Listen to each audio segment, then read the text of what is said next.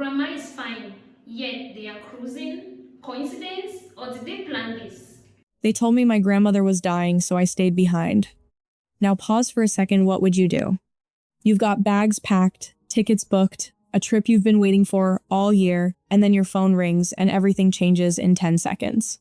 That's exactly where this starts. Before we continue, please hit the like button, subscribe to the channel, and turn on the notification bell for updates. My name is Elena Marquez, I'm 34, and in my family, I'm the one people call when things go wrong. Not Vanessa, my younger sister, who somehow always has perfect lighting and perfect timing for everything. Not Daniel, my older brother, who avoids conflict like it's contagious. And definitely not my mother, Lucia, who somehow turns every crisis into a performance. No, it's always me. So when my phone lit up the night before our cruise, I didn't hesitate. Vanessa's name. 11:42 p.m. I remember smiling at first. I thought she was calling to go over last-minute plans, maybe what outfits to pack, maybe which nights we'd do dinner together. But when I answered, she was crying. Not soft crying, not subtle, the kind that's loud, shaky, almost theatrical. Elena, it's Grandma. Everything in me tightened instantly. What happened? She's not doing well, like, really not well. The doctor said, you probably shouldn't leave. That word shouldn't hit harder than anything else. And then my mom's voice came in, faint but deliberate in the background. Tell her she needs to stay. That was it. No discussion, no second opinion, no pause. Just decision. Because that's what I do. I'm not going, I said immediately. There was a beat of silence.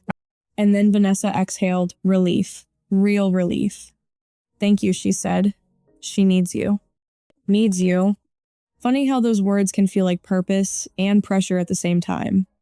Within an hour, I canceled everything. My ticket, my bags stayed half-zipped on the floor. The outfits I had planned sat untouched, like they belonged to a version of me that didn't exist anymore. By 1:15 a.m., I was driving to the hospital. And here's where things started to feel off. Because when someone says, she's not doing well, you expect chaos, right? Doctors rushing, machines beeping, urgency in the air. But when I walked into that hospital room, it was quiet. Too quiet. The lights were dim, a TV played softly in the corner, and my grandmother Rosa was lying there, eyes closed, breathing steady. Not gasping, not struggling, just resting. I walked closer slowly, my chest still tight. Grandma, I whispered. Her eyes opened almost immediately, and she smiled. Smiled. Elena, she said softly, why aren't you on your trip? That question didn't land right.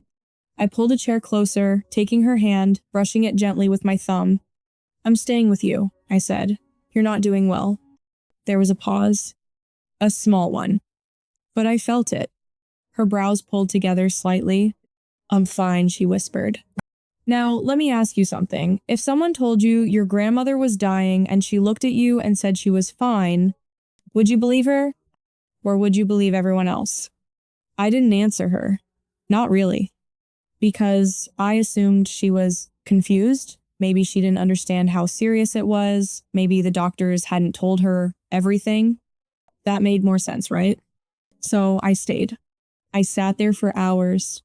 Held her hand, talked to her, told her stories about the trip I wasn't taking anymore. She drifted in and out of sleep, but every time she woke up, she looked calm, too calm. And then at some point in the early morning, she leaned closer to me again. Her voice was clearer this time, stronger. Elena, why did they say that? My stomach dropped. Say what? I asked. That I'm not doing well. There it was again. That same quiet contradiction. And this time, I couldn't ignore it. Before I could respond, my phone buzzed. Sharp, sudden, loud in the silence. I glanced down. One notification. Vanessa. She posted something. I hesitated for just a second, then tapped it. The image started loading. And the moment it came into focus, everything inside me went completely still. The photo finished loading, and just like that, nothing made sense anymore. Bright sunlight, blue ocean stretching endlessly behind them, wind catching loose strands of hair, drinks raised, smiles wide. Every single one of them. Vanessa in oversized sunglasses leaning into Daniel. My mother Lucia, mid-laugh head tilted back like she didn't have a single worry in the world. And behind them, the unmistakable white rails of a cruise ship. Caption: I didn't blink. I didn't breathe. I just stared. Because there are moments in life where your brain refuses to catch up with what your eyes are seeing, where reality splits into two versions and neither of them fully makes sense. This was one of those moments. I checked the timestamp. Posted 12 minutes ago. I scrolled. Another photo, same location, different angle, more laughter.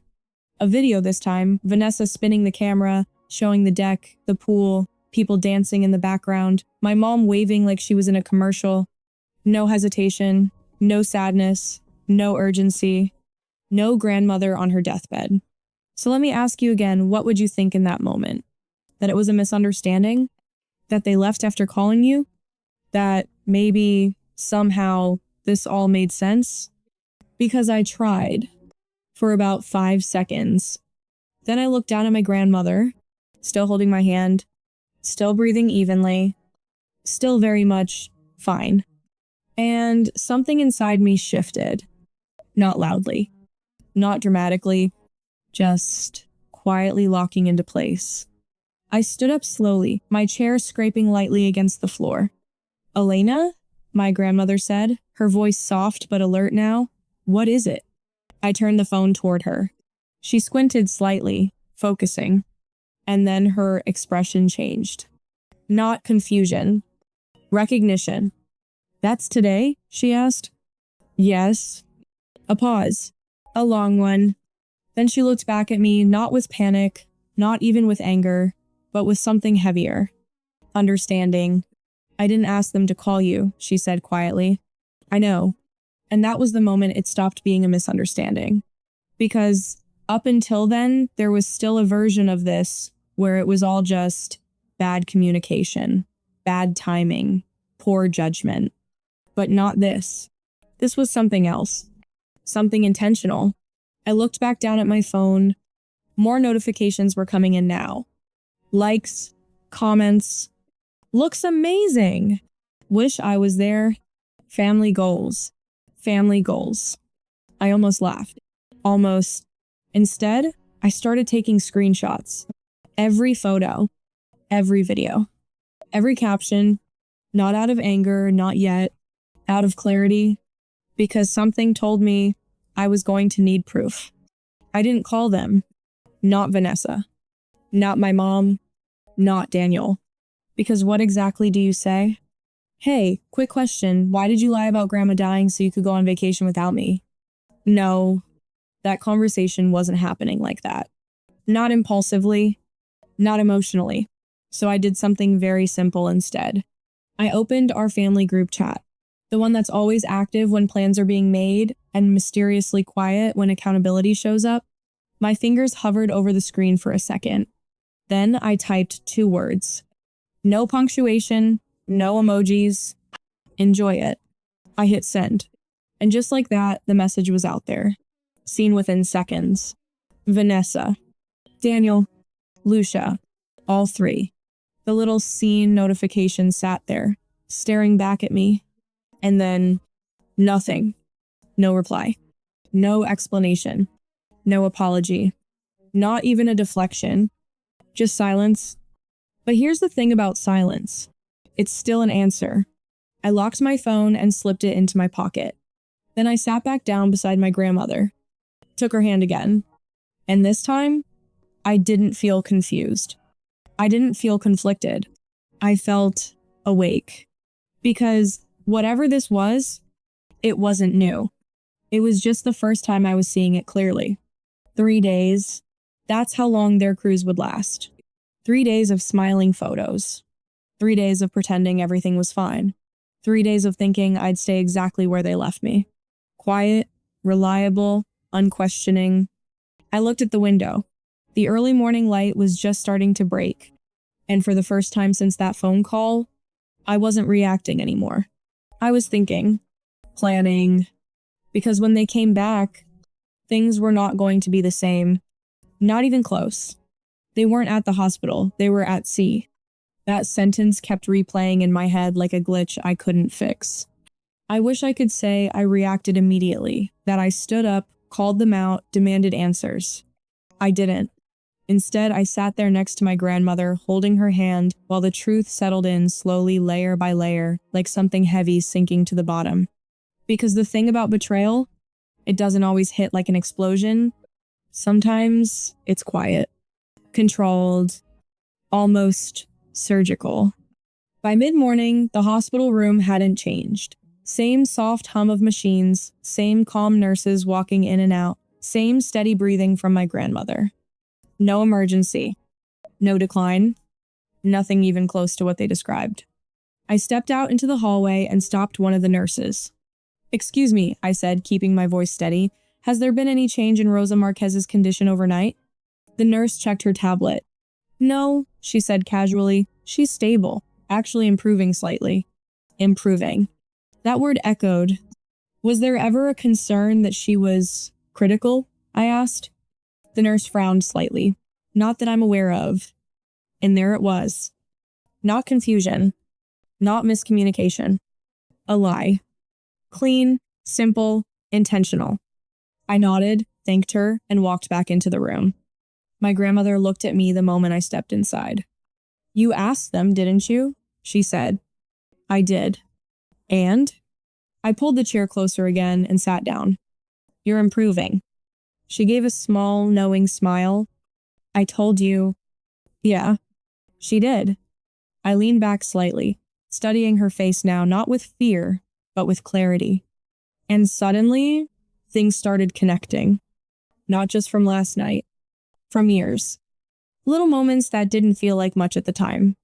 Vanessa convincing me to take the later flight so she could handle check-in, then somehow getting the better room. My mom reminding me to cover expenses just this once, which somehow became every time. Daniel staying quiet whenever things felt off. It wasn't one big betrayal. It was a pattern. And I had been playing my role perfectly. The reliable one, the one who sacrifices, the one who doesn't question, until now. My phone buzzed again. Another post.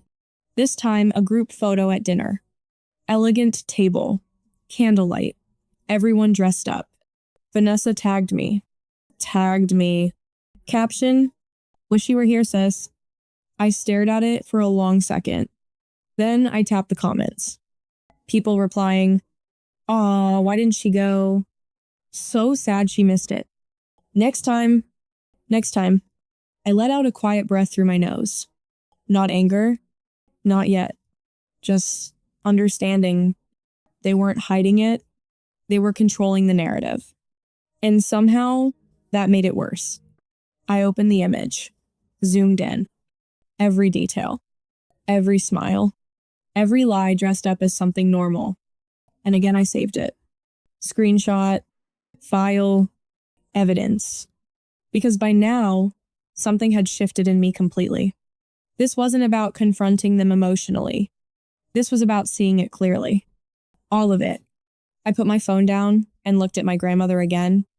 "Did Vanessa visit you this week?" I asked. She nodded slowly. 2 days ago. "What did she say?"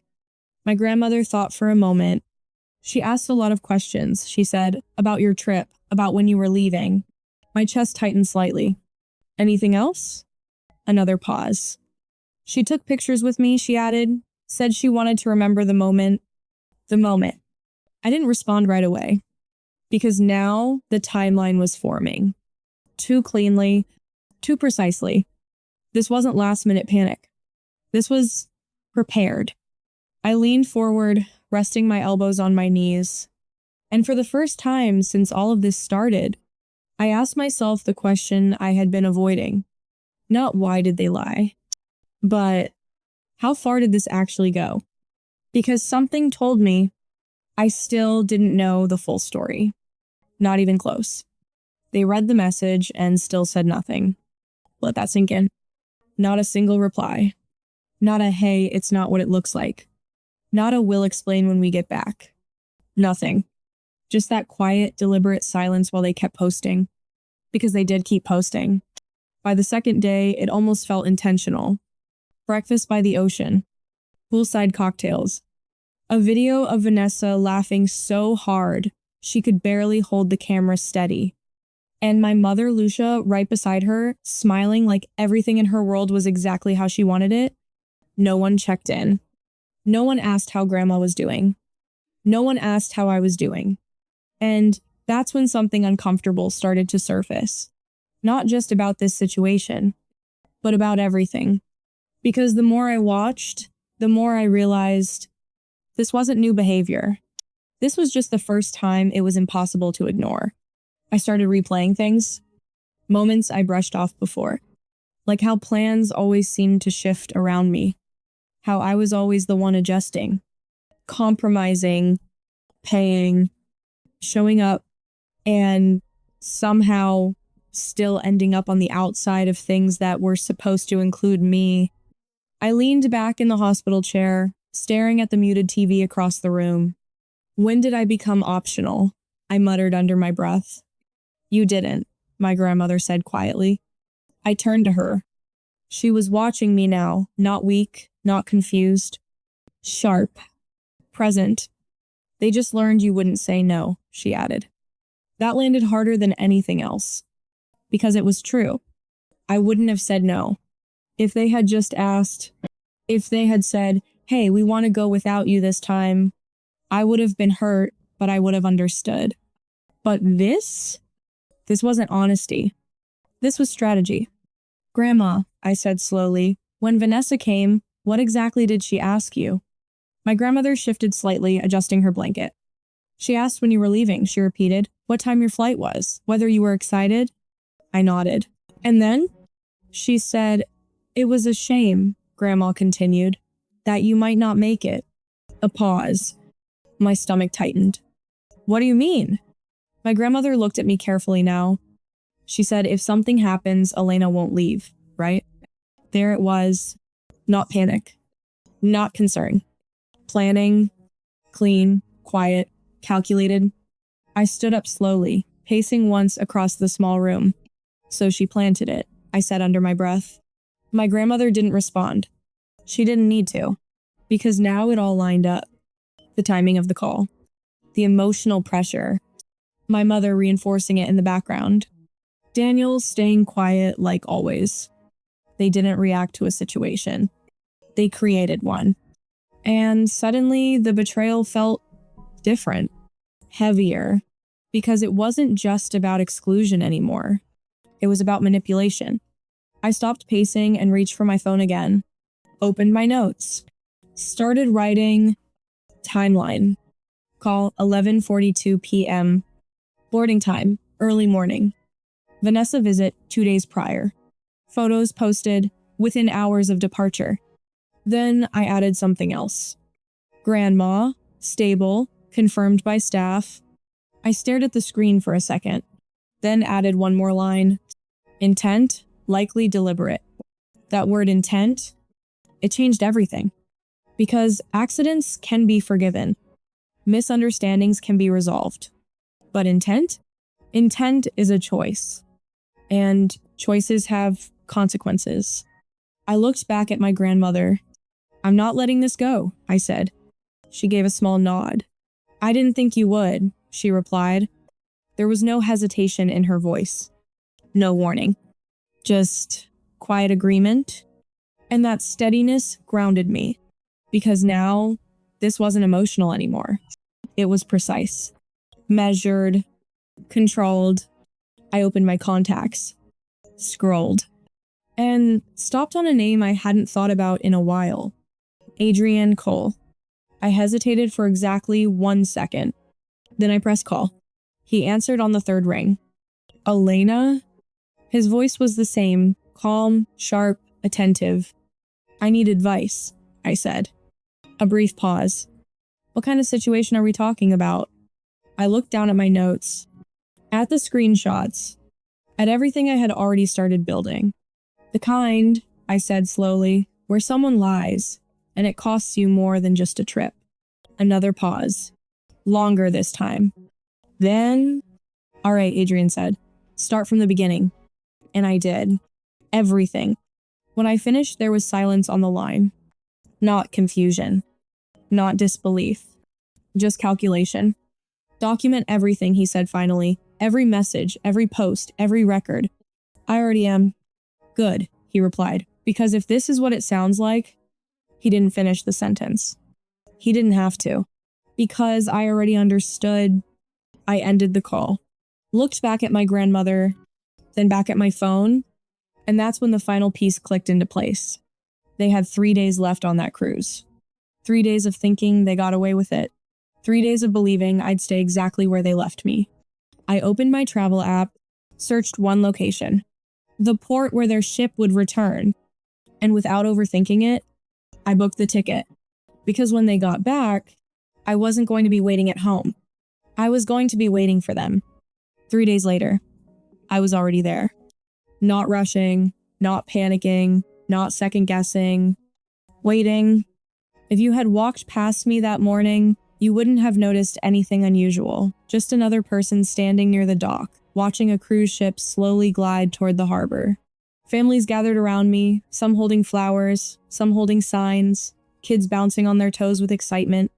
Reunions. Laughter. Relief. That kind of atmosphere. And then there was me.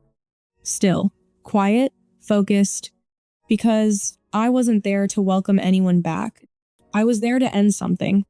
The wind coming off the water was sharp, carrying that familiar scent of salt and fuel. I barely noticed it. My attention stayed locked on the ship as it edged closer, massive and slow, like it had all the time in the world. But I didn't. In my hand, I held a simple folder. Nothing dramatic, just paper. Inside it? Everything. Screenshots, timestamps, medical records, notes. A full picture of what actually happened, organized, clean, impossible to twist. And next to me, stay relaxed, Adrian said quietly. I glanced at him. Adrian Cole, 42. Same calm presence I remembered, dressed simply but precise. The kind of person who didn't need to raise his voice to be taken seriously. I am relaxed, I replied. And it was true. That was the part that surprised me the most. No shaking hands, no racing thoughts. Just clarity. The ship finally docked. A low mechanical hum, ropes thrown, crew moving into position. And then, slowly, passengers began to spill out. One by one, groups at first, then clusters, smiling, talking, reconnecting. I scanned every face, not rushing, not straining, because I knew I'd see them. And then, there, Vanessa.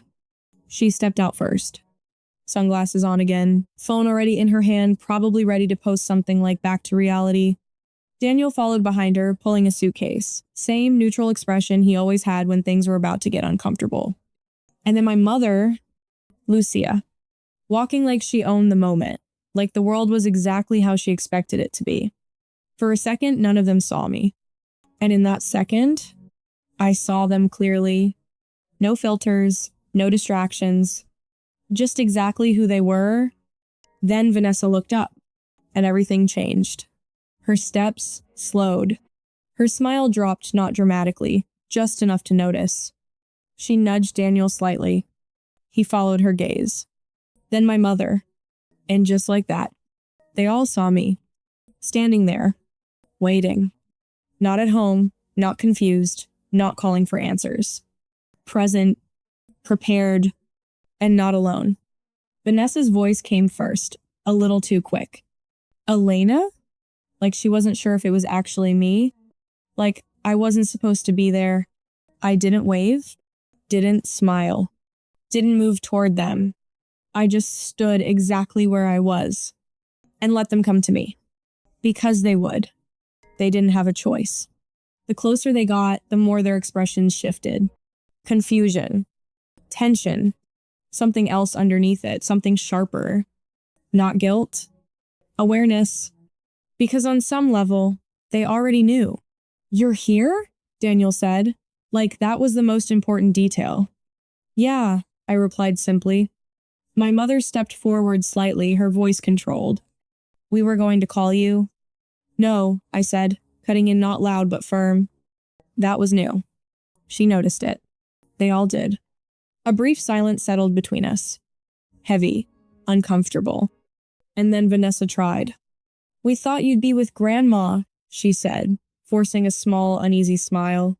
I was, I answered. Past tense? That word hung there for a second, and then Adrian stepped forward. Not aggressively, not dramatically. Just enough. Enough to shift the dynamic. Enough to make it clear.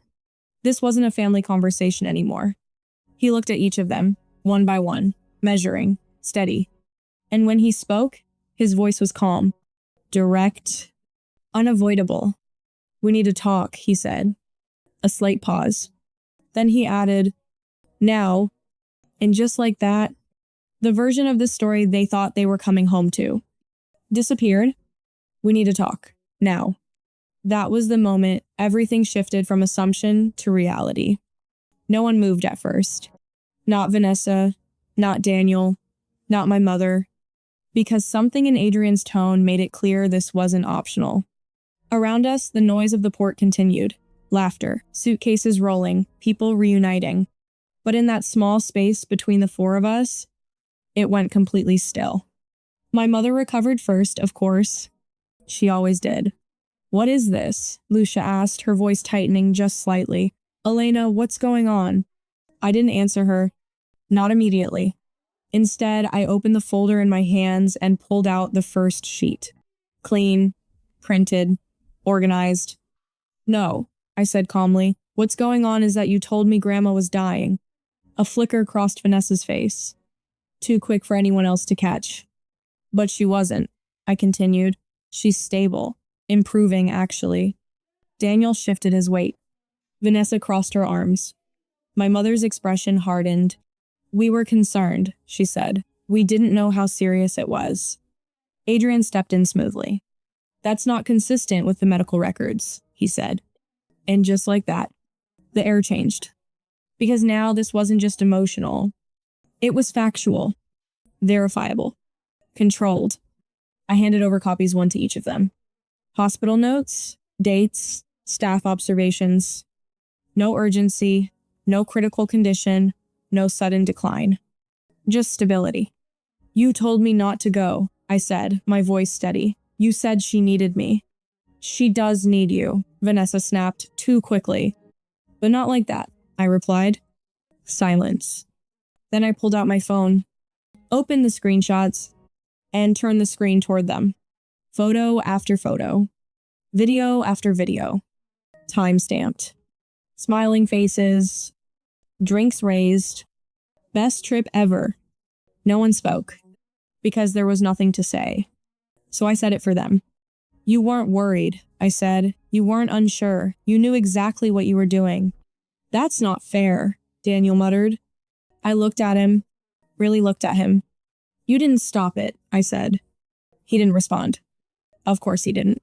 Then I turned back to Vanessa. You went to see Grandma 2 days before the trip, I said. Her eyes flickered again. You asked about my flight, my plans, whether I'd leave if something happened. I was just planning. I cut in. That word landed hard. And for the first time, she didn't have a response ready. My mother stepped forward again, trying to regain control. This is ridiculous, Lucia said. You're overreacting. It was a misunderstanding. No, I said. Still calm. Still steady. But here's the part you didn't think through. I reached into the folder again, pulled out one final document, and handed it to her. She took it, her expression already defensive, until she read the first line. Then it changed. Not dramatically, but enough. What is this? She asked. This, Adrian said evenly, is a summary of financial contributions toward the cruise. Vanessa's head snapped up. Daniel went still. My mother's grip on the paper tightened. Because now, we were getting to the real reason. I paid the largest share, I said. No emotion, just fact. For all of us. No one denied it, because they couldn't. And if I went, I continued, the cost would be evenly distributed. Silence deepened. But if I didn't go, I let the sentence hang for just a second. My portion still covered everything. There it was. Laid out. Simple. Clean. Ugly. Vanessa looked away first. Daniel exhaled slowly.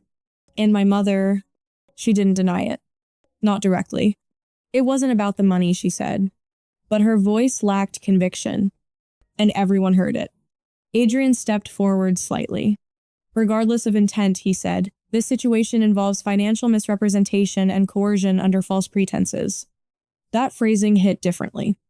Legal. Structured. Real.